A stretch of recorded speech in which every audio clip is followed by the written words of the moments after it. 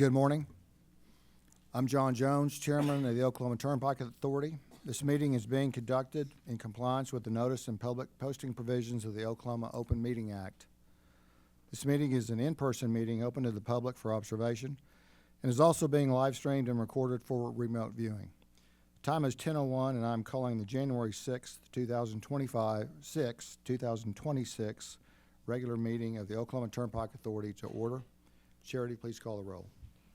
Mr. Will Bering. Here. Mr. Todd Cohn. Here. Mr. David Madigan. Here. Mr. John Tidsworth. Here. Miss Dana Weber. Here. Mr. John Jones. Here. We have a quorum. Thank you. First thing I'd like to do this morning is recognize a guest. Senator Darcy Yeck is with us. We appreciate his appearance. Thank you for coming. Our second items this morning are in regard to recognitions and award. Director Joey Kelly.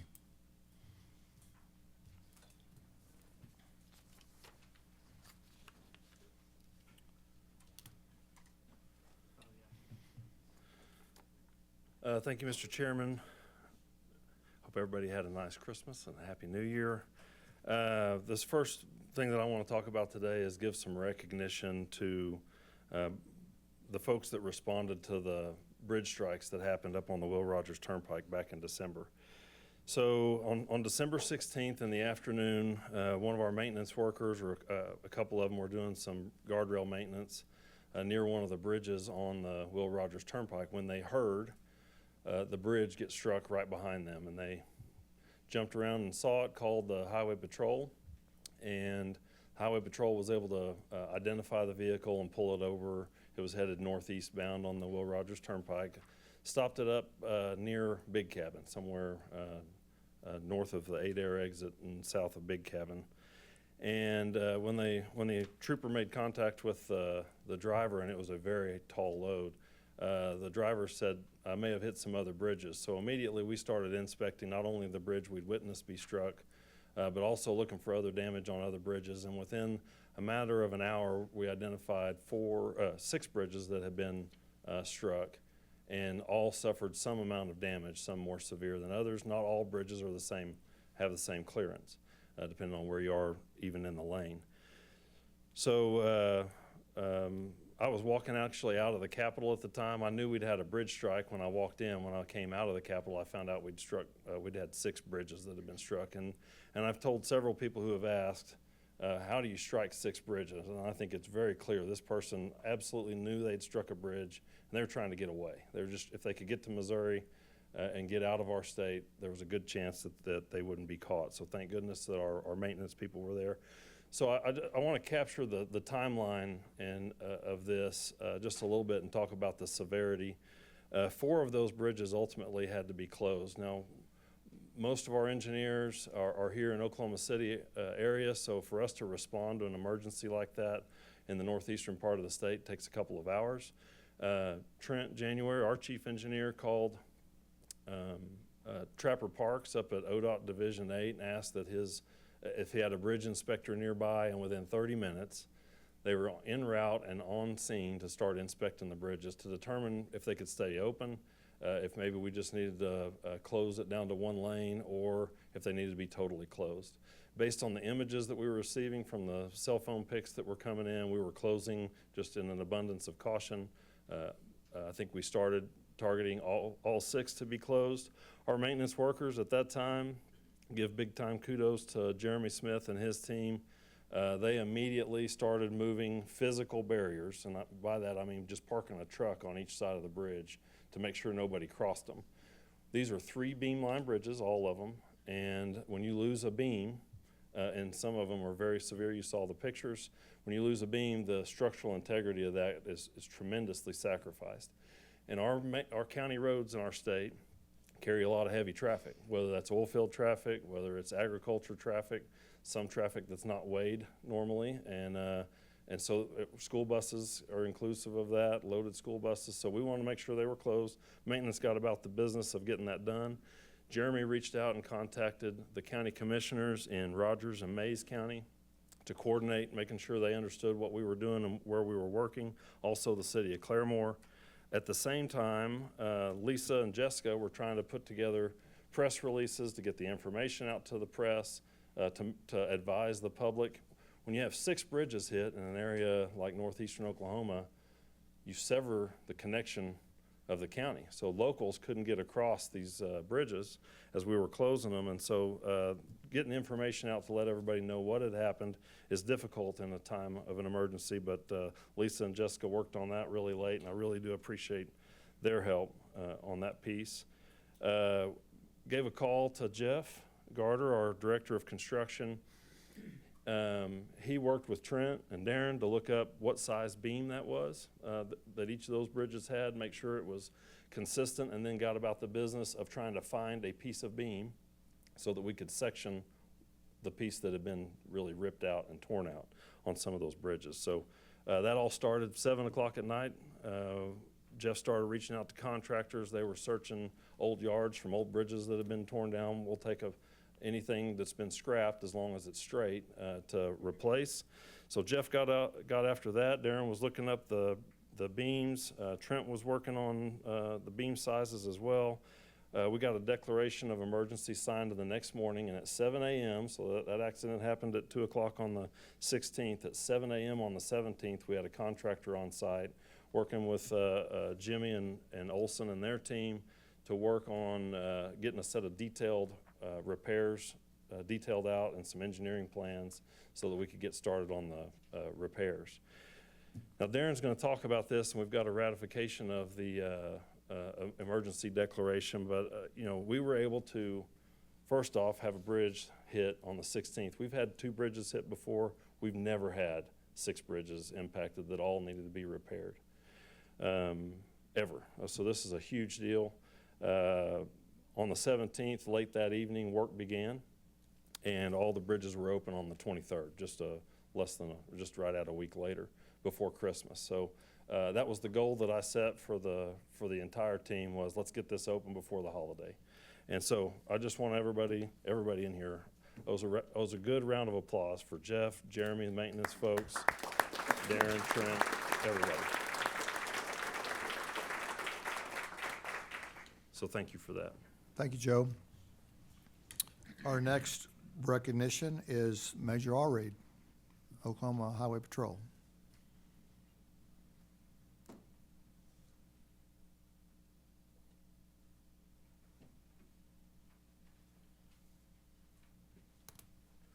Good morning.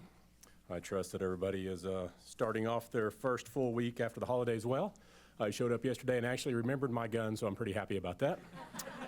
We're going to start off this morning by recognizing Trooper Tyler Shelby.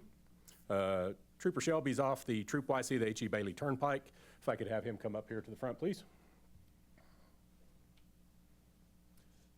And go ahead and have your chain of command follow as well.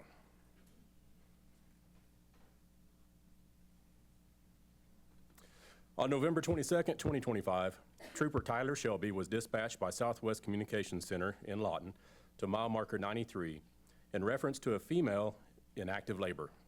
Upon his arrival, Trooper Shelby approached the vehicle and made contact with the passenger, later identified as Tabitha Thornburg. It quickly became evident that Mrs. Thornburg was in active labor and preparing to deliver a baby. Trooper Shelby remained calm and composed throughout the situation, which I probably would not be able to, just to be honest. He assisted Ms. Thornburg in the successful delivery of the baby and continued providing care to both mother and child until EMS arrived on scene. Trooper Shelby's actions reflect great credit upon himself and the Oklahoma Highway Patrol. It should also be noted that the parents were so grateful for Trooper Shelby's assistance and demeanor that they chose to give their newborn child the same middle name as Trooper Shelby. Congratulations.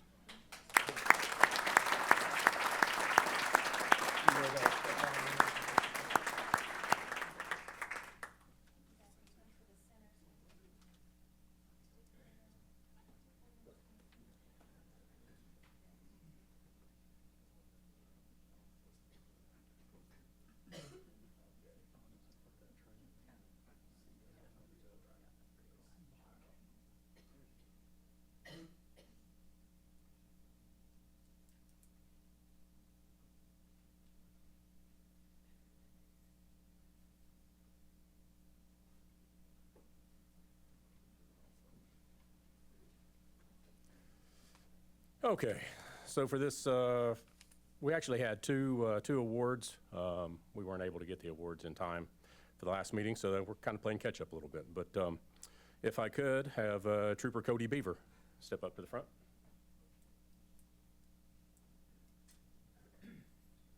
And if Captain James can navigate his way through the chairs.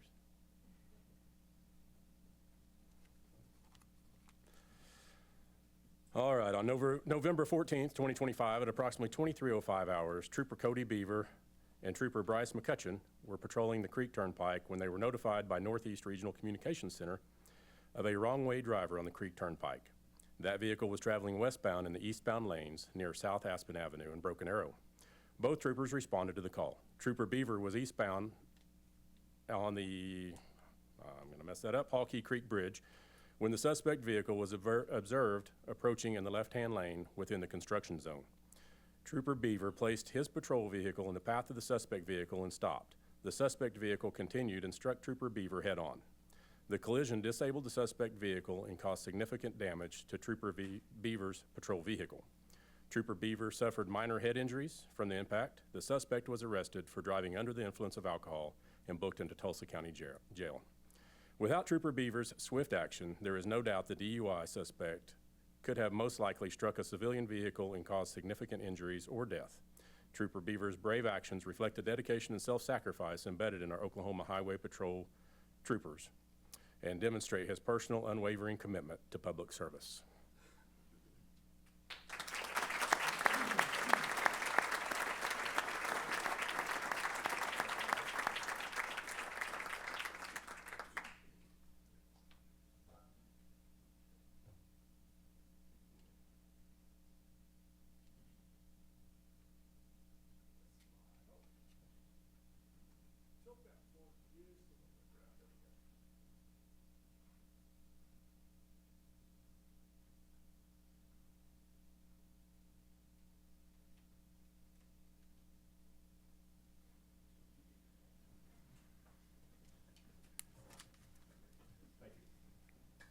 Thank you. Our next item, all the board members have been provided copies of our minutes from our meeting of December 9th, 2025. I ask for a motion for approval of those. So moved. We have a motion to approve the minutes. Do we have a second? Second. Thank you, Ms. Weber. Please vote appropriately.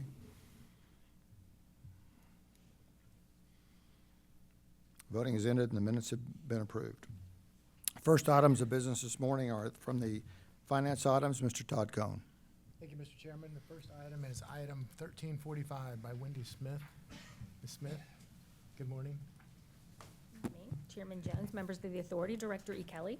Item 1345 is a request that the director of the authority be authorized to execute a contract for traffic engineering services with CDM Smith. This contract will cover the period of 3 years from February 1st, 2026 through January 31st, 2029, and the contract will also include 2 one-year options to be exercised at the authority's discretion. CDM was selected as our traffic and revenue consultant through an RFP process through our procurement team. And it's important to note that our traffic engineering firm, along with our consulting engineering firm and our trustee, are all engaged by the OTA pursuant to the terms of the trust indenture authorized by Title 69, Section 1710, for the purpose of protecting and enforcing the rights and remedies of the bondholders. Staff recommends approval of awarding this contract to CDM Smith. I'll take any questions. Are there any questions? If not, Mr. Chairman, I would move for approval of item 1345 as presented. Thank you. We have a motion for approval of item 1345. Do we have a second? Second. Thank you, Ms. Weber. Please vote appropriately.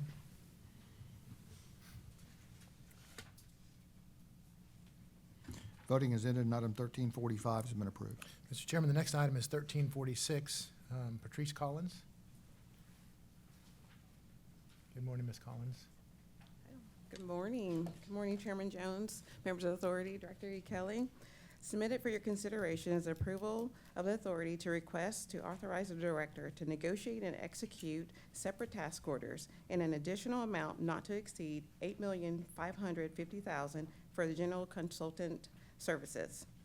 These task orders will be assigned pursuant to the Professional Service Master's Agreement authorized by the board at the May 6, 2025 authority meeting. The revised amount for all task orders to be issued under the separate master services agreements shall not exceed a combined aggregate amount of $12,050,000.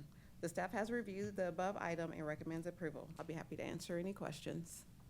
Are there any questions? If there are none, Mr. Chairman, I would move for approval of item 1346 as presented.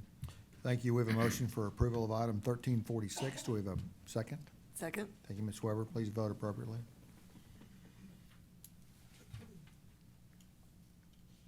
The voting is ended and item 1346 has been approved. Ms. Collins, I believe you also have item 1347. I do. I'm a lucky winner today. Yes. So this is for the mail house. So submitted for consideration and approval, the authority to request to authorize an increase in compensation in the amount not to exceed $19,300,000 for the fiscal year 2026 to be paid to CSG under the CSG contract for the mail and print services authorized by the authority at the December 10th, 2024 authority meeting. And this was agenda item 1253. The proposed increase will support mail services operations, including but not limited to statements, invoices, notices, postage for all customer accounts, and is equal to the amount projected in the OTA annual 2026 budget calendar year. And staff has reviewed and recommends approval. I'll be happy to answer any questions. Any questions? If there are none, Mr. Chairman, I would move for approval of item 1347 as presented. Thank you. We have a motion for approval of item 1347. Do we have a second? Second. Thank you, Ms. Weber. Please vote appropriately. Voting is ended and item 1347 has been approved. Thank you, Ms. Collins. The next item, Mr. Chairman, is item 1348. Ms. Gardner?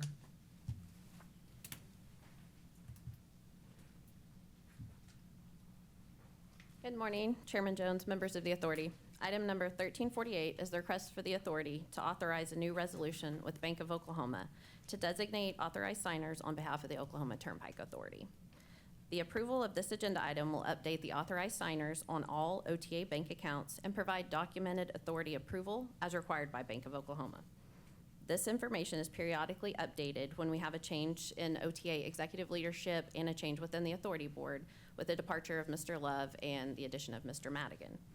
I'm bringing this item to you for approval. I'd be happy to answer any questions. Any questions? Seems pretty straightforward. Thank you. Mr. Chairman, I move for approval of item 1348 as presented. Thank you. We have a motion for approval of item 1348. Do we have a second? Second. Thank you, Ms. Weber. Please vote appropriately. Voting is ended and item 1348 has been approved. Mr. Chairman, the final item is item 1349. Item 1349 is the payment register prepared by the Comptroller Division. This register contains all payments made by OTA for the month of November 2025. Staff has reviewed this item and recommends it for approval. Any questions? If there are none, Mr. Chairman, I move for approval of item 1349 as presented. Thank you. We have a motion for approval of item 1349. Do we have a second? Second. Thank you, Ms. Weber. Please vote appropriately. Voting is ended and item 1349 has been approved. Our next items of business are in the engineering and construction items. Vice Chairman Will Berry. Thank you, Chairman Jones. First item is item 1350, which will be presented by Mr. Jeff Garter.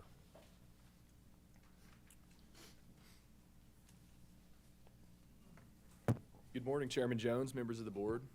Presented for consideration of the authority is a request that the following change order be approved. This change order overruns 3 existing items and adds 4 new items to compensate the contractor for additional work, as well as establish a lower unit price on 2 items. This item has been reviewed by staff and is recommended for approval, and as always, be happy to answer any questions. On the attenuators, so they were just left out of the original bid, I guess, as far as the plans go. So we had the existing item for attenuators, but it was missing quantity to allow for temporary entrances and exits to and from the active work zones in the middle.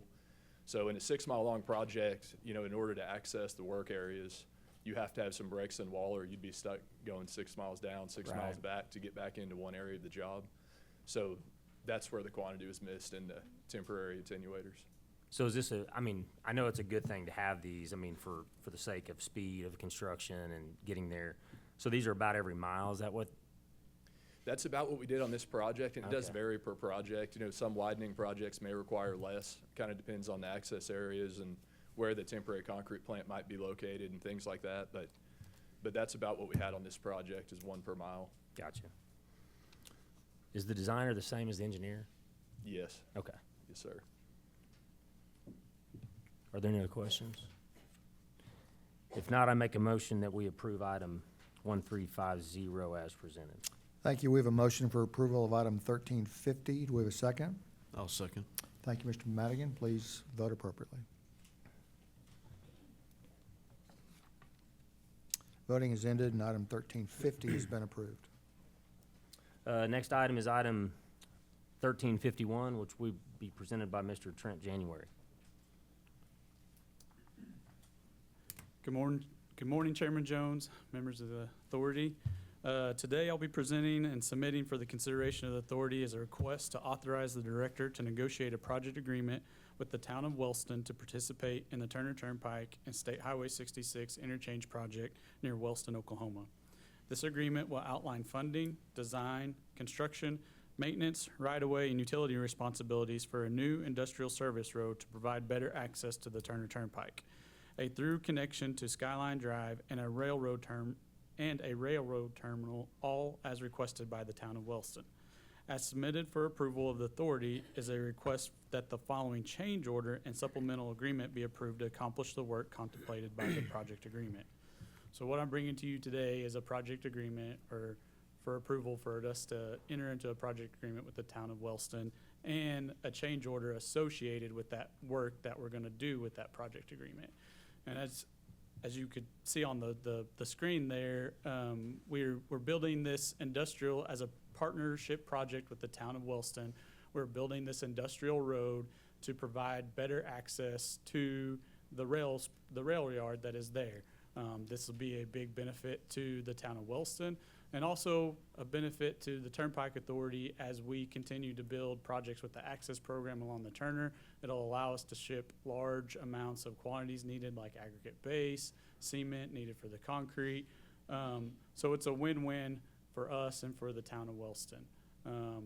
They are also donating some property to help us build this road to get to the rail yard and to Skyline Drive. And as you can see, we're gonna use a lot of what's currently OTA right-of-way. It ties into our old existing off-ramp that ties into State Highway 66 there. And we've been working with the Town of Wellston from the inception of this project. It's taken some time for them to get a resolution together. They had to annex some of that property out there. And so that's why we're bringing it to you today is we have all the quantities laid out and we have that project agreement. It's also going to include the aesthetics that are part of the bridge project there. It's going to include some lighting and some artwork for the upcoming Route 66 Centennial. And so it's, again, not only just for the Town of Wellston, but for anybody who's going to travel through during the Centennial this year through Wellston, they'll be able to see something pretty neat, pretty cool there. The construction staff have reviewed the above items and recommend approval. So, in looking at this and in discussion with you, so the change order, although it feels and sounds big, setting us up, this kind of just a comment, I think, to help me understand it. But it's setting us up for our future work, say 20 miles east or west. And the subcontractors will know this, that they can rail their materials in versus trucking. So in theory, the net add is not necessarily that much because we'll get our savings on the back end, I guess. Yes, sir. Okay. Any other questions? No, it was mine. If not, I'll make a motion that we approve items 1351 as presented. Thank you. We have a motion for approval of item 1351. Do we have a second? I'll second. Thank you, David. Please vote appropriately.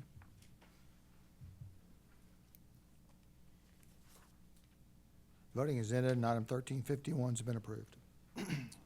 Next item is item 1352, which will be presented by Mr. Butler. Thank you, Mr. Barrett. Good morning, Mr. Chairman, members of the board. Great to see everyone here this morning, and Happy New Year to you.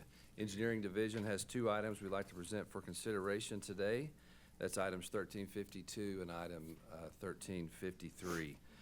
First item here, 1352. This is for construction contract awards. We've got three projects we'd like to consider approving today. I'll present each of the three and then make a recommendation for approval at the end of the item. First project there is EWC 28803A. This is an access bond program project. This is twin TPO bridges eastbound and westbound over 10 Mile Flats Creek. This is a 1,500-foot long, 15-span bridge, sizable bridge. This is about 0.15 miles east of Penn Avenue, and this is part of our new east-west connector turnpike, and this is in Cleveland County. Had 8 bidders on the project. L&N Bridge LLCs are low bidder in the amount of $18,979,861.13. This is about 32.1% under the engineer's estimates. Again, had 8 bidders overall on the project. The major underage, I would call it, on this bid is pre-stressed beams, Class AA concrete, epoxy steel, and drilled shafts. That counted for about $7 million of the underage. So extremely aggressive bids. Again, lots of bidders, so I think we're happy with it. Any questions? Okay. Second project there is WRMC MC 145 and WRMC 146. This is a mandatorily tied project. This is a capital plan project. This is asphalt mill and overlay from milepost 32.83 on the north end of the Creek Turnpike, going northeast to milepost 260 on the Will Rogers Turnpike, and this is in Rogers and Wagner counties. I know those mileposts look a little bit different there. Some might think that's a really long project. It's just because the milepost designations are different for the Creek and the Will Rogers Turnpike. Had 3 bidders on the project. Cummins Constructions, our low bid, the amount $18,562,318.35. This is about 21.9% under the engineer's estimate. Again, the total project length is about 17 miles between the two turnpikes. Any questions? Okay. Our third project is MEMC 51B. This also is a capital plan project. This is concrete pavement rehabilitation. This is a Dalbar retrofit and diamond grind project from milepost 18.9 to milepost 29 near the city of Muskogee in Wagner County. Had 4 bidders on the project. Emery Sapp and Sons is our low bidder. The amount of $6,965,142.05, and this is about 16.6% below the engineer's estimate. Happy to report this is the last project in our diamond grind, our Dalbar retrofit and diamond grind initiative. We started this back in about 2018, 2019 timeframe. Had 12 projects. We've completed 9. We've got 2 under construction, and then with the award of this one, we'll have a third one and final one under construction. There's a total of about 210 miles of the DBR in the DBR initiative program, and an investment of about $128 million. So we appreciate your support on all these projects for a critical and important initiative for us. Staff's reviewed all 3 of these bids and recommend approval. Again, happy to answer any questions. You might send Mr. Love a text. That's Tell right. him we can pay it. I was getting ready to comment. Kind of expecting one from him. Right. I think former Chairman Love would be excited to hear that. Absolutely. He was a definite fan of this project. Sure was, yes. It's also nice that we're able to take advantage of these lower bids over what our estimates are. Yes, sir. Are there any other questions? If not, I make a motion that we approve item 1352 as presented. Thank you. We have a motion for approval of item 1352. Do we have a second? Second. Thank you, David. Please vote appropriately.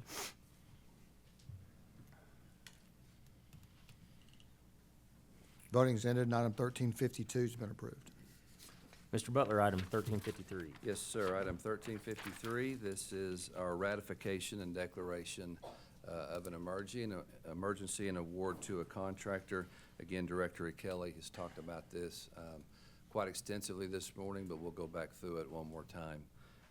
Submitted for the consideration and approval of the authorities, a request to ratify the Executive Director's December 17, 2025 declaration of an emergency and award of a contract to Built Right Construction in the amount of $491,700 to repair TPU Bridges 8.14, which was East 530 Road, Bridge 19.8, which is South 4220 Road, Bridge 30.27, which is North 429 Road, and Bridge 31.3, which is North 4300 Road, Bridge 32.55, which is North 4310 Road, and Bridge 33.5, which is West 370 Road on the Will Rogers Turnpike in Mays and Rogers County.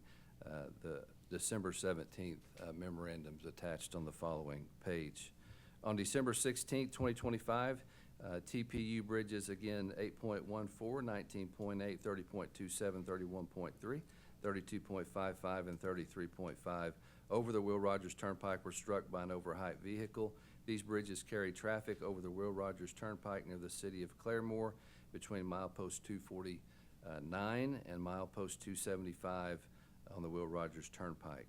The bridges sustained significant damage to multiple beams in the eastbound direction. Immediate repairs are necessary to restore the structural integrity of the bridges and to make it safe for the traveling public on and below the bridges. The Executive Director's declaration of emergency and contract award to Built Right Construction was in accordance with the Public Competitive Bidding Act, Title 61, Section 130. Staff's reviewed the item. We recommend approval, but before we get to that, would like to make a few more comments, provide, again, quickly the timeline and a few comments here to close this out. Again, on December 16th, by I think about 9 p.m. that night, 4 of those bridges were closed. 2 remained open. That night, work began on the emergency declaration. Obviously, with this kind of impact and this many bridges, we knew we'd want to go straight to a declaration of emergency, so we started putting that together. As Director mentioned, a contractor was contacted that night.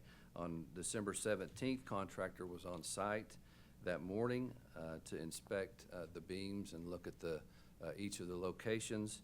On that same day, beams were located to make the sectioning repairs that were needed. On the 19th, bridges 32.55 and 33.5 were completed. On the 20th, bridge 8.14 was completed. On the 21st, bridge 19.8 was completed. On the 22nd, 31.3, and on the 23rd, bridge 30.27 was completed. Again, monumental event and strikes for us on our system. Hadn't seen anything quite like it. So the response, as Director mentioned, was really pretty amazing to see. Again, want to give a quick shout out to everybody that participated. That's our maintenance division, construction division, engineering division, our public relations division. Olson is our GEC, ODOT, Oklahoma Highway Patrol, Size and Weights Division, Rogers and Mays County, and the city of Claremore. I think we're still awaiting the OHP report, so we haven't pursued the insurance just yet. Once we get that report, we'll start that process. Again, this was an illegal load. They were traveling without permit in the state of Oklahoma. If you're over 14 tall and 8'6" wide, you're required legally to have a permit to travel our system. With that, happy to answer any questions.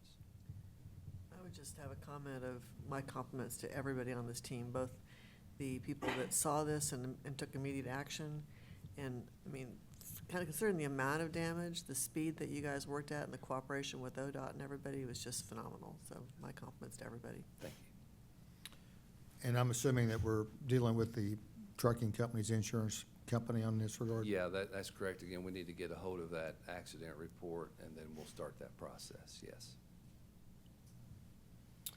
They have enough to cover it, that's gonna be the question. That's correct. Fingers crossed. Any other questions or comments? If not, I make a motion that we approve item 1353 as presented. Thank you. We have a motion for approval of item 1353. Do we have a second? I'll second. Thank you, David. Please vote appropriately. Voting is ended and item 1353 has been approved. Thank you, Darren. Next item is item 1354, which will be presented by Mr. Todd Gore.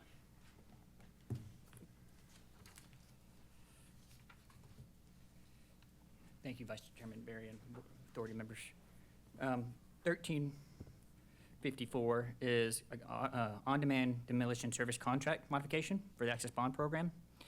Submitted for the consideration of the authority is a request that the following item be approved or disapproved, and submit the items as follows. On-demand demolition service contract mod number 1 for right-of-way services. Midwest Wrecking is the consultant for not to exceed amount of $2 million. This contract modification allows the continued on-demand demolition services needed for the Oklahoma Long Range Turnpike Improvement and Expansion Program. This contract modification includes both the increase to the contract funding to support the upcoming partial demolition and the exercise of a 2-year extension option, which will become effective January 1, 2023, the original contract went into effect January 1st, 2023, with an initial 3-year term. This action will extend the contract through December 31st, 2027. The amount due under this contract mod shall not exceed the $2 million, which brings the revised contract amount to $2,240,000. With that, I answer your questions. Are there any questions or comments? If not, I make a motion that we approve item 1354 as presented. Thank you. We have a motion for approval of item 1354. Do we have a second? I'll second. Thank you, David. Please vote appropriately. Voting is ended and item 1354 has been approved. Mr. Gore, item 1355. Yeah, 1355 is consider and adopt a resolution of necessity for condemnation and certain real properties interest of certain real property interests along various corridors. Submitted for the approval authority is items to consider and adopt the attached resolution for necessity of condemnation of real properties interest along east-west connector and the Turner Turnpike. If show the first few aerial there. These properties are represented by all one landowner, and we have worked with them over the last few months. As far as offers, we've been actually in contact with them since May of 2025. Got offers out a couple months ago. We have not received any counteroffer back, but due to timing and everything, we got to continue on to meet construction deadlines. The next properties there, second, go back one sheet, please, right there. This is parcels 3.1, 3.2, and 4 on the sheet. As well, they're about the same time frame. We've been working with the landowners since started negotiation, initial contact back in May of 2025. Sent offers out a couple months ago. Have not received counteroffers, but due to timing again, we are looking at starting condemnation, but we'll always continue to try to work with the landowner. Next, if you go to there, this one is parcels, cumulative of 23, 25, 24, 26.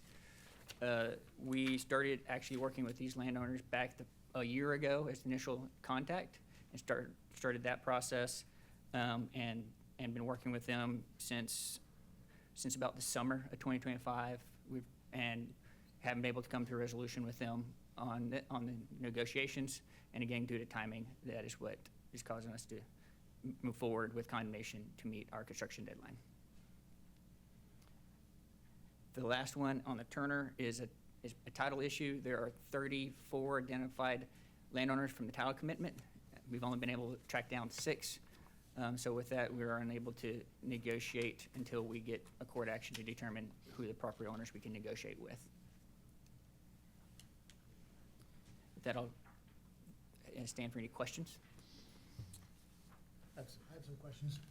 Do I understand you do not have counteroffers on some of these properties? Correct. On some of these do not. I said we have been working with them for multiple months as far as offers and everything to secure counteroffers and negotiate. But due to the projects needed, that these properties are needed for, starting here in probably around in the spring of this year, and the timing it takes to go through condemnation, we're at that point that we need to start that process. So you're asking us to condemn even before we have a counteroffer to know if we're in the same ballpark?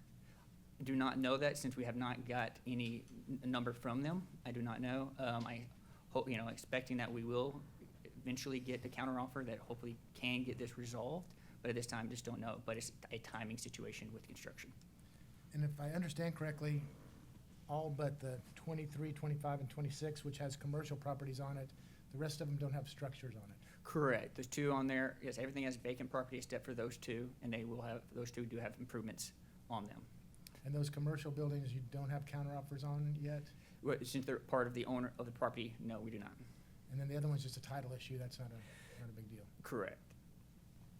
And I want to correct one statement. The parcel 25 that does have one of the buildings, I do have a counter off it, but the value that we're at is dramatically different. Okay, so you actually have one. One we do, yes. And this resolution is for basically granting you the authority that you can proceed eventually for a condemnation. But during this time frame, we're going to continue to work with them and try to negotiate settlements that are approved by both OTA and the owners. Correct. We keep negotiating, working through with that. We ultimately work with our general counsel as far as when we finally determine that it's appropriate to release and start that process. But we will continue and always do continue to negotiate with the landowners to reach an agreeable impasse. And from looking at some of those slides up there, it does appear that we're only taking or trying to acquire the exact properties that we actually need. Correct. But in the event that someone owns more than that and they want a total take, we'll certainly consider that. Correct. And the other issue that is, that appears to me at least, is that if we don't do this, this can drag on forever. Yes, sir.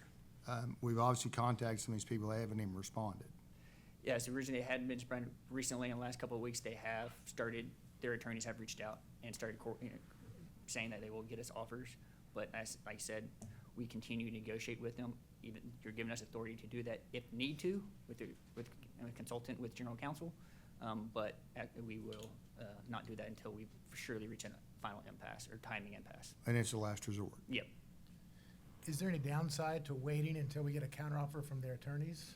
Yeah, the delay, it would cause the delay, as far as we wait till next board member, so that's another 30 days delay that can impact and potentially would impact the construction schedule timing of projects as we got scheduled. Well, and then the timing of that could increase cost. Correct. Okay. What is the process of giving them a drop dead time? So as we continue to reach out to them, request on, first contact, request counteroffers multiple times. Eventually we get to that point and said, okay, hey, due to timing and everything, we have determined that it is going to be a time that we have to approach the board and get that authority if we need to. And we then notify them, our service provider will notify them by phone call or by email that they're going to be added to an agenda.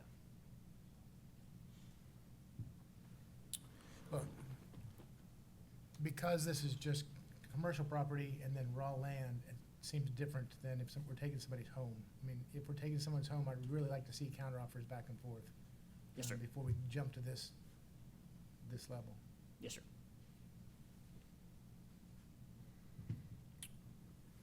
Any other questions or comments? Now, I have a comment. As I look at this concept and these items, it reminds me a little bit of the industry I'm in, oil and gas. We have an oil and gas lease that allows us right of ingress and egress to go drill a well. When we're dealing with the service owner, we have to build a location and put permanent structures on their property to maintain the operations of a well that could be there for 50 years or longer. Certainly, the oil and gas industry is governed by a state agency, and it's also governed by state legislators who have laws that we have to abide by, and they're very similar to this in this regard, and that, you know, OTA is not the only agency or group that goes about this process. Certainly oil and gas has to. Cities, municipalities, University of Oklahoma, Oklahoma State University, they've had to do it when they have increased the size of the footprint of their campus.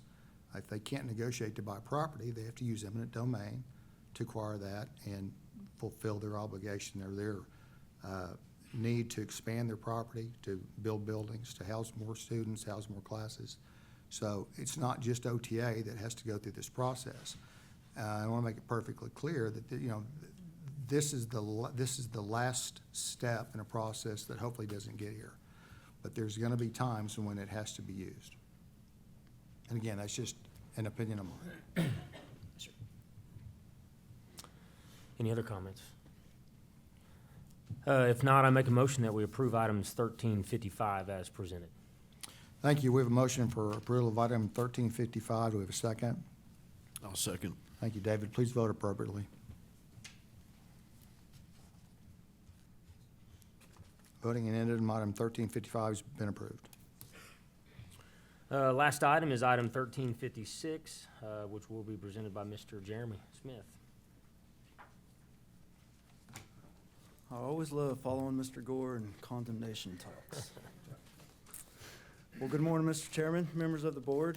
Submitted for the consideration of the authority is a request that the following items be approved for purchase from statewide contract SW35M. These are replacements for worn and high mileage vehicles. These are 10-wheel dump trucks and then 6-wheel spray trucks. Contractor is Premier Truck Group for a quantity of 4 2027 Freightliner 114 SD. That is for the cab and chassis in the amount of $628,609.04. Also from Premier Truck Group is 2 2027 Freightliner M2 106 spray trucks in the amount of $213,313.20. These dump trucks are used for our snow and ice events, for hauling materials. The 2 spray trucks, that's what we utilize to spray herbicide along our right-of-ways, center medians. And then also we utilize these to spray magnesium chloride in preparation for snow and ice. Maintenance staff has reviewed and recommends approval, and I would be happy to answer any questions. Does this include the bed or It does not. taking that off the old trucks and moving it over? The beds do not. We have discussed doing that, but these trucks are 20-plus years old Oh, my and goodness. 20-plus years of... So the beds are all of that salt and everything The else? salt does a number on our Oh, it does. units. It Yes. does. Yeah. We've talked about doing some hard mounting to the spreaders to the frame itself, but now you have a one-use truck, so. Yeah. Any questions or comments? If not, I make a motion that we approve items 1356 as presented. Thank you. We have a motion for approval of item 1356. Do we have a second? Second. Thank you, David. Please vote appropriately. Voting is ended, and item 1356 has been approved. Moving on to our reports section. Our first report is our Highway Patrol report. Major Allreed. Back by popular demand. Well, good morning again, Chairman, members of the board. November 2025, for the month of November, troopers made 7,799 violator contacts, assisted 1,235 motorists, and investigated 160 motor vehicle collisions, with 2 fatalities reported. Troopers worked 1,328 shifts and averaged 229 miles per shift, for a total of 304,650 miles driven. Turnpike system reported 2 fatalities for the month of November, as I mentioned. H.E. Bailey Turnpike, the drivers of 2 vehicles were killed after one vehicle, for an unknown reason, was traveling in the wrong lane and collided with another. We've had 3 drug interdictions, 2 on the Will Rogers, 1 on the Turner. Special emphasis troopers worked 64 shifts on the Muskogee Indian Nation Creek, and Turner Turnpikes and contacted 1,141 violators during these special emphasis. These troopers issued 238 citations, 903 warnings, for an average of 17.8 contacts per shift. The aircraft enforcement flew a total of 0 hours for the month of November. However, as I've mentioned before, we are correcting that, and they actually flew a mission in December, and I will have those stats for you then. I would also like to mention that or apologize that the information for the bridge strikes has not made it to the appropriate people, but I have forwarded those reports and copies of citations to Mr. Smith and other people within the OTA organization. We always hate to see any fatalities, whether they're on our system or just on the roads in general, but do we know if the fatalities were wearing seatbelts or not? I do not know. I can check in with that and make It's sure. just an added thing that I know Director Kelly and we always stress, wear your seatbelts. Yes, sir. Gives you a better opportunity. Yes, sir. Thank you. All right, thank you. Our next report's our consulting engineer report, Mr. Jimmy Sparks.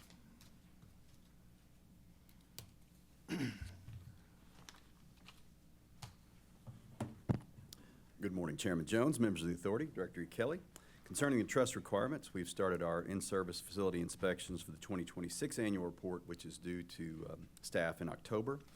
I wanted to highlight what our inspections entail. It's been a while since we visited this, since referred to them often, but the Turnpike system in Oklahoma has over 860 bridges, which fall under OTA's ownership. These are either span structures or reinforced concrete boxes with openings of 20 feet or more. These are inspected annually, and every other year they're inspected, and that's the data that goes to the federal highways for their records. So we do inspect those we do look at those every year. There's also over 7,000 drainage culverts, which measure less than 20 feet in opening on the Turnpike system, and we inspect half of these every year. The Turnpike system consists of 630 centerline miles, which is over 2,500 lane miles of pavements. These are inspected every year by a windshield survey, and we're now utilizing the automated survey that ODOT goes out and does with their downward-facing cameras and all that. And that's when we get the new data, referring back to Darren in the last DBR, I reported on the numbers, and I try to get a graphic together when we get the 2025 information to you. So that's where we can really see the smoothness of the pavement. That's what ODOT collects for us that we're able to utilize now. And then lastly, we do an architectural and electrical inspection, which is mainly on the toll plaza structures and lighting. So all these, it's a very comprehensive inspection process, and it all comes together in a report. And our goal with this is to give engineering and maintenance a useful tool for planning projects and then identifying maintenance needs. So there's a lot of work that our project engineer, Christy Kirchner, puts into that, assembling all that and getting it to them in a useful manner. In November, our engineers checked 54 special overloads for passage on Turnpike bridges.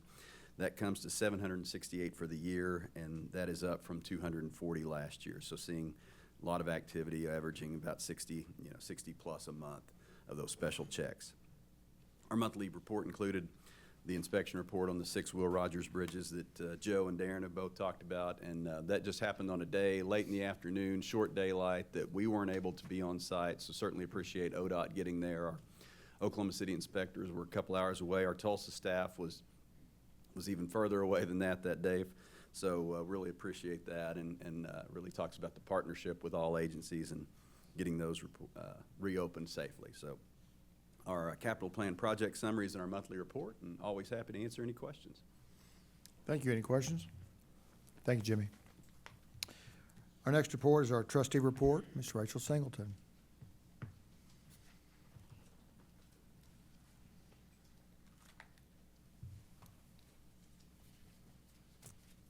Good morning, Chairman Jones, members of the authority, Director Kelly.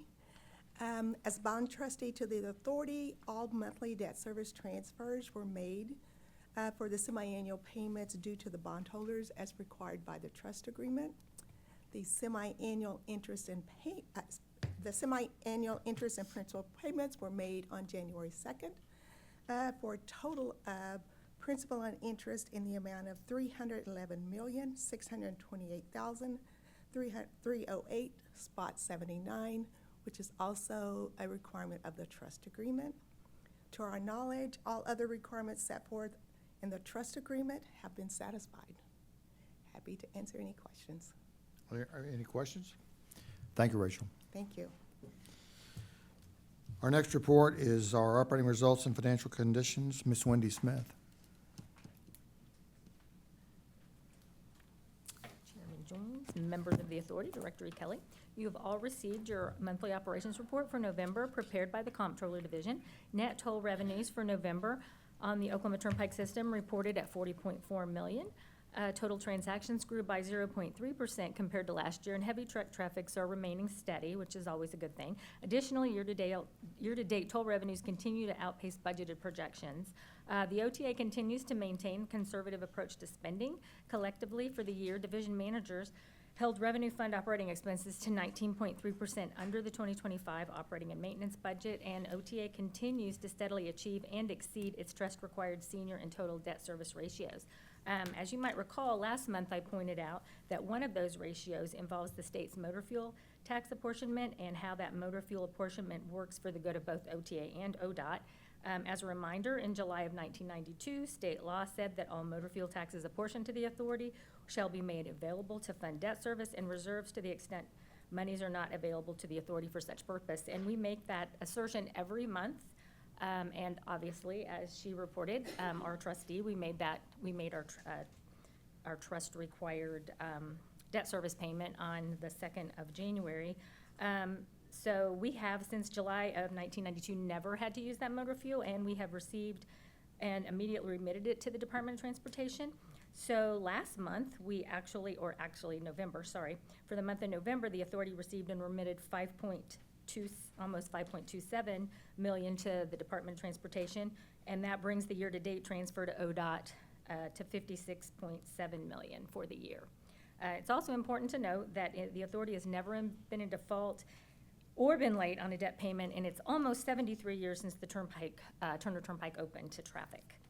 So I also wanted to kind of give a little color to the traffic engineering contract. We really appreciate your approval today for that contract. As I said earlier, the authority's trust agreement directs the authority to hire a traffic engineering firm of national stature to provide for that process of doing traffic studies, as well as monitoring the authority's existing traffic. Traffic and revenue studies are required before bond issuances, since the revenue stream is the main source for the payment of the bonds, which is of particular interest to potential investors, of course. So these studies are done not only on new corridors, but also on the existing system of roadway, and include a comprehensive assessment of economic conditions, demographic growth projections, and other key factors influencing traffic and revenue, including an independent review of demographic projections in the OKC and Tulsa area, as well as comprehensive traffic count and data collection that assist in the projection of traffic and revenue. This is an important part of fiscal planning, and we take it really seriously. Obviously, we don't want to overextend ourselves, and I feel like this is a protection for us and for our bondholders. The trust indenture also requires the traffic engineer to provide toll rate setting analysis, the primary goal of which is to set toll rates for a turnpike to ensure that the sufficient revenues are generated to meet the financial needs of the turnpike system. And they also provide a toll sensitivity analysis as a part of that process as well. And that basically tests a series of toll rates to aid in the selection of a reasonable toll rate for a project. And factors that are included that they evaluate are the effective toll rates on roadway demand and other factors including increased congestion, value of time, competing facilities, and inflationary trends. So hope that was of interest, and I'll take any questions. Do you have any questions, comments? I do have a question. What method of communication do we share with our legislators on some of those compelling points that you made, like the $56.7 million that we turn back to ODOT? I mean, do we do this monthly? How do we communicate this to our legislators? Well, we just started actually communicating this monthly in the last couple of months. I mean, it's something I think we just kind of take for granted, and I think that's actually a really good question. So we really are trying to communicate as much as we can. And he can in the next report. Okay. He spends a lot of time over there. And I'll take any other questions. Thanks, Wendy. Thank you. Our next report is the Director's Report, Director Joey Kelly. Thank you, Mr. Chairman. Mr. Madigan, the question that you had there, over the course of the last 3 years, this coming up on the third, we've put together an annual outlook that talks about some of the main talking points about the Turnpike Authority, the revenue that is brought in, who pays, what our percentage of Pike Pass and plate pay, lots of stats. In that report, we've got an entire page in the last year's report. I don't know what it looks like this year because I can't remember, but because we haven't printed the new one yet, but it talks about the motor fuel tax and that transfer that occurs. It's difficult to explain that the state has a system in place. This didn't exist prior to 1992, Wendy, where two state agencies get a double credit. So we get credit when we go in the bond market to look for investors that are looking to purchase bonds because we look like a solid investment. ODOT gets credit because they get the money in the motor fuel tax that is transferred to them directly, that they spend on state-supported, tax-supported roads and bridges. So it is something that I try to highlight just about every time that I get to a microphone. I think in 2024, I think the number was 50-something times that I gave presentations at chambers and rotaries and things around the state trying to tell that portion of the story. I don't know exactly how many times we did it last year, but it was a lot. And we start again in the new year with currently at 0, but I'll keep you updated on how many times we talk about that. But just as Wendy said, we do try to give presentations to anybody that asks over at the Capitol.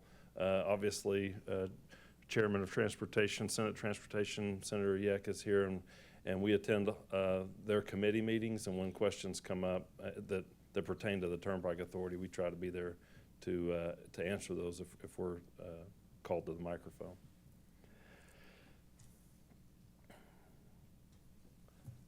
Director's Report.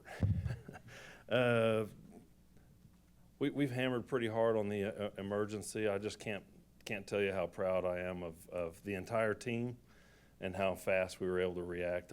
The accident happened on a Tuesday afternoon, and by the following Tuesday morning, so in less than a week, the bridges were all open and repaired and back to being structurally sound, and that's super important. Just very, very proud. This every year at the end of the year we put together a year-end video. At least we've been doing that as of the last few years, and Lisa and the team have put together a year-in review video that I think we're going to roll right now. The Oklahoma Turnpike Authority looks back on 2025 as a year of alignment, delivery, and long-term momentum, marked by targeted progress and a clear focus on the future.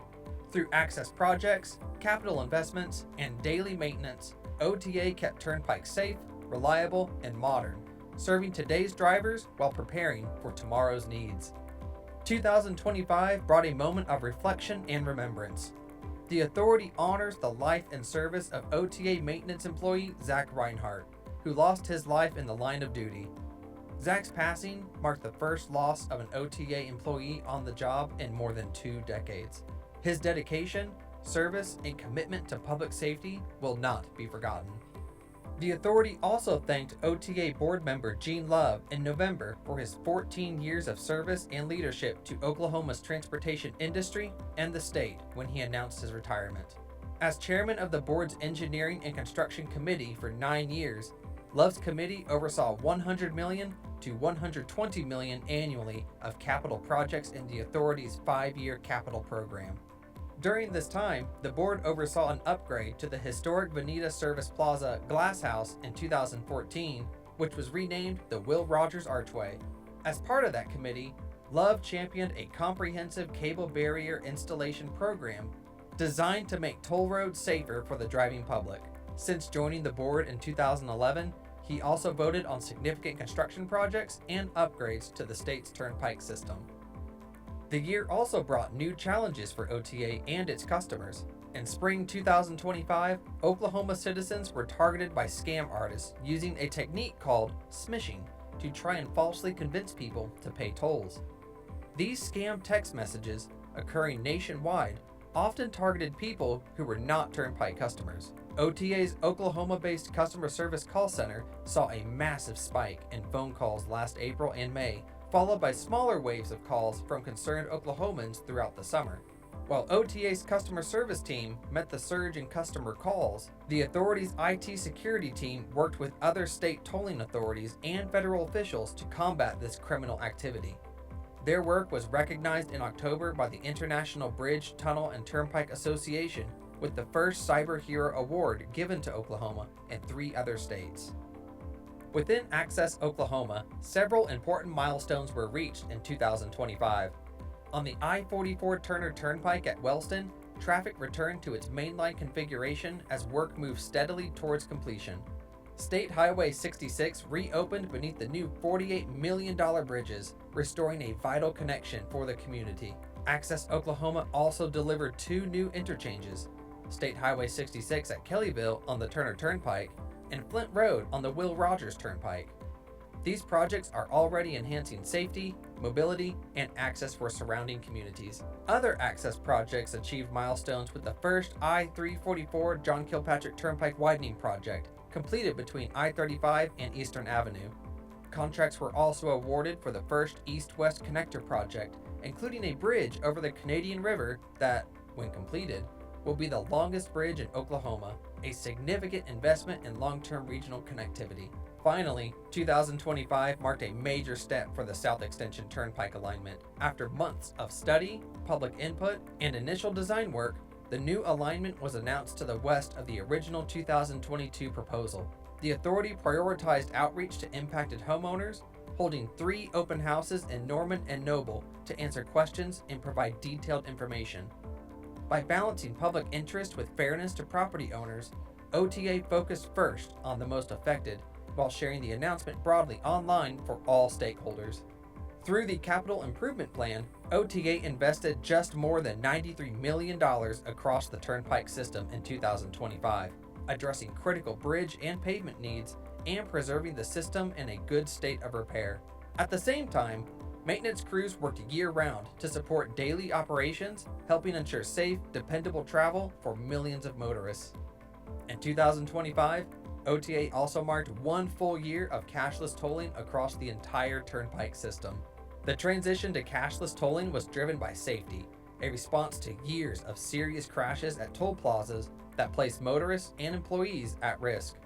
By removing toll booths, the authority eliminated major conflict points and created a safer, more predictable travel experience. 1 year later, the results speak for themselves.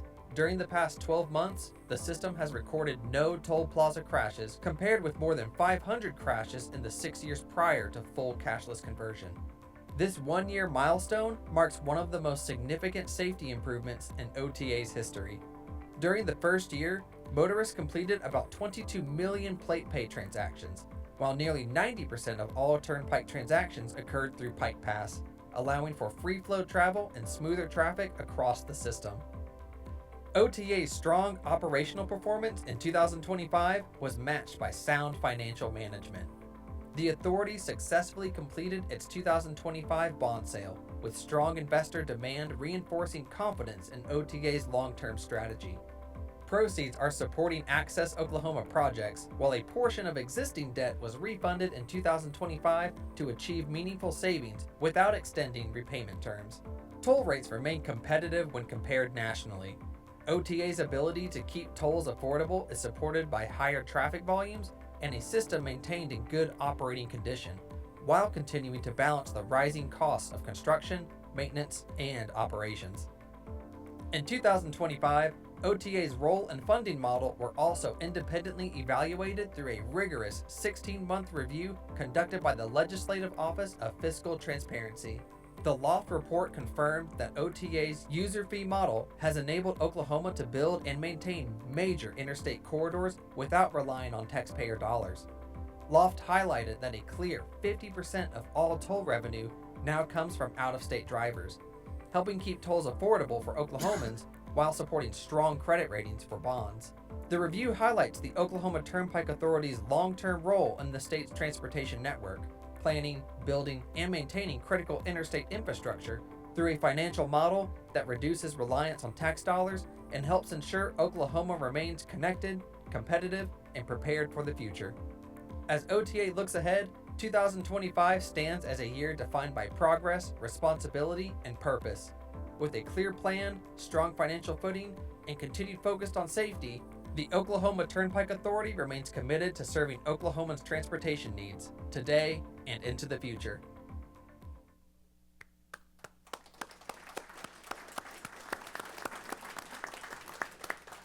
So major kudos to Lisa and her team for putting together a phenomenal video. There were lots of topics that, the first draft, I think, was 3 minutes long, and I said, oh, no, we got to get some more stuff in there. And so it turned into the 5 minutes, and I really wanted to get them all in there. But a couple of other notable things that didn't make the cut, but are notable, is that our maintenance folks did assist with the Thunder Championship Parade. First time we've ever done that.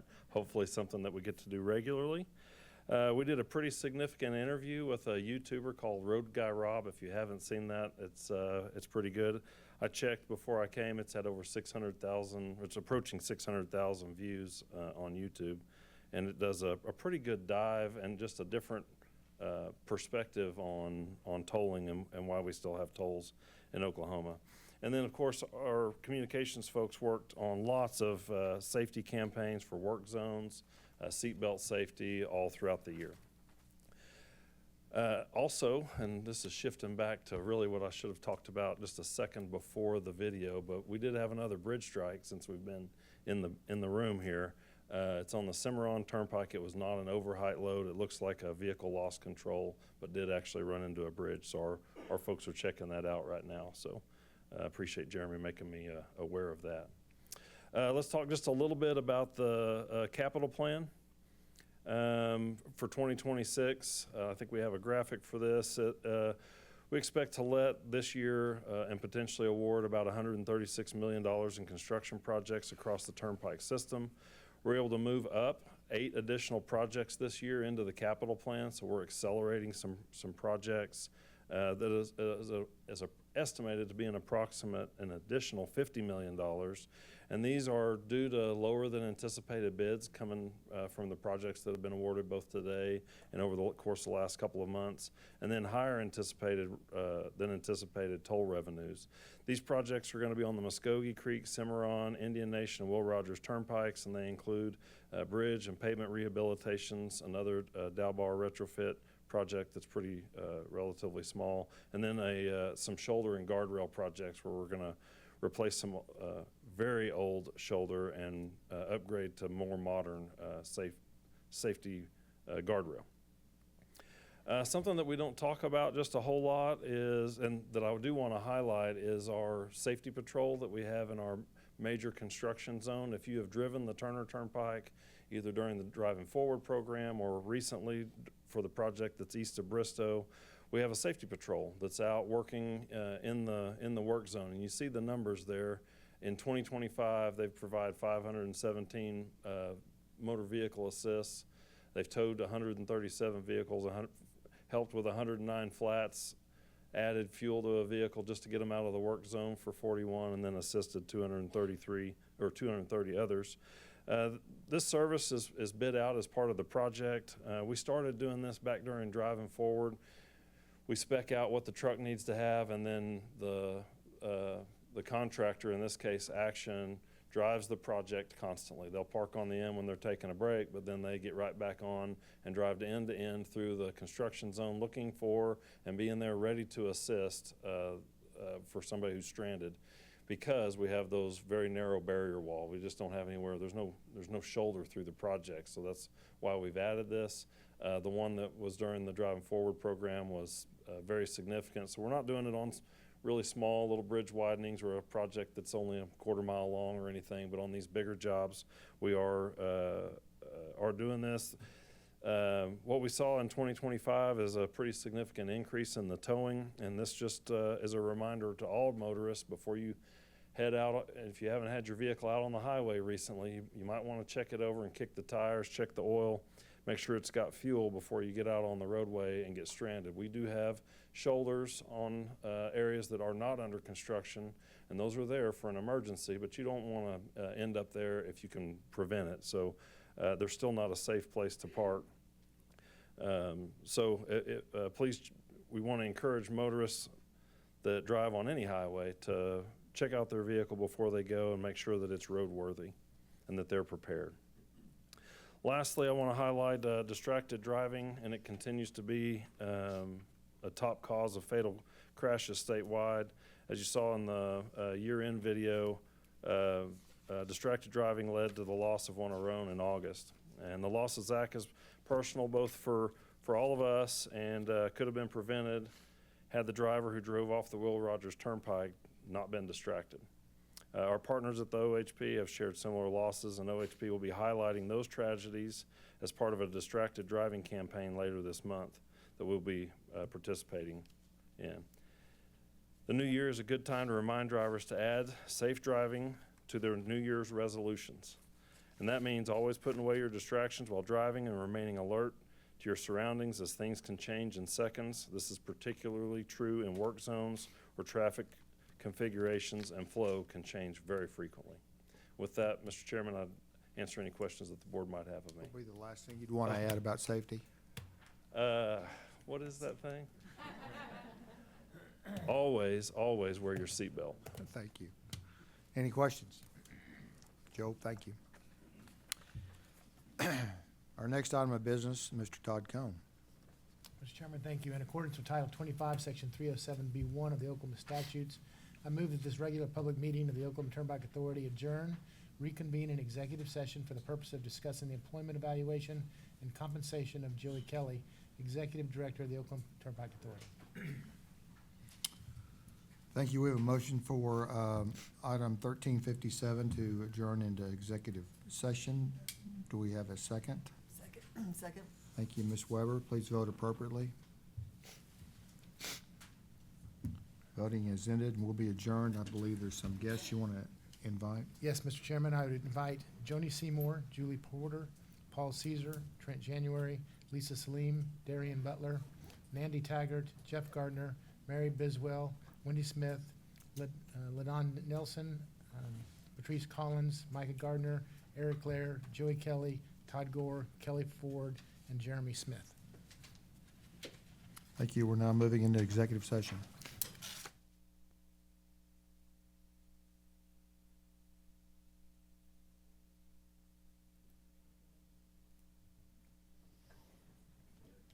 Hang on, let's let Eric get back up here.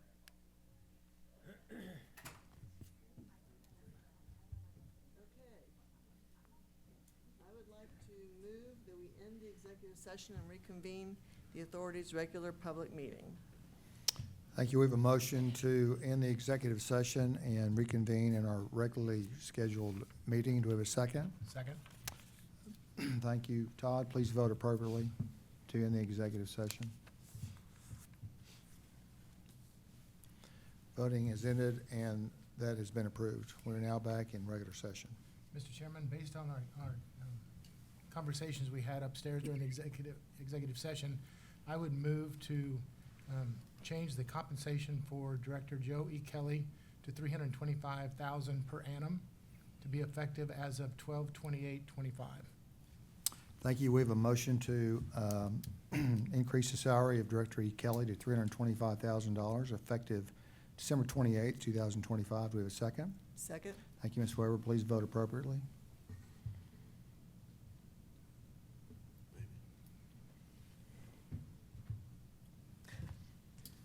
Mr. Chairman, I believe, because this is a motion for an item that wasn't, it came out of an executive session, we'll need a roll call on this particular Correct. Motion.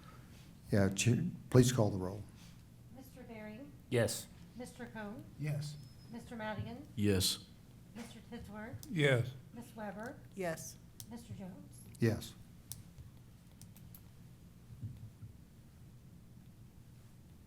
Will that suffice as a vote and a roll call, Eric?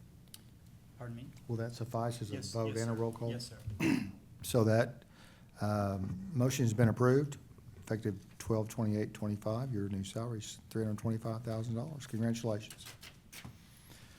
Now, that concludes our business for today. I move that we adjourn this meeting to our next regularly scheduled meeting in February.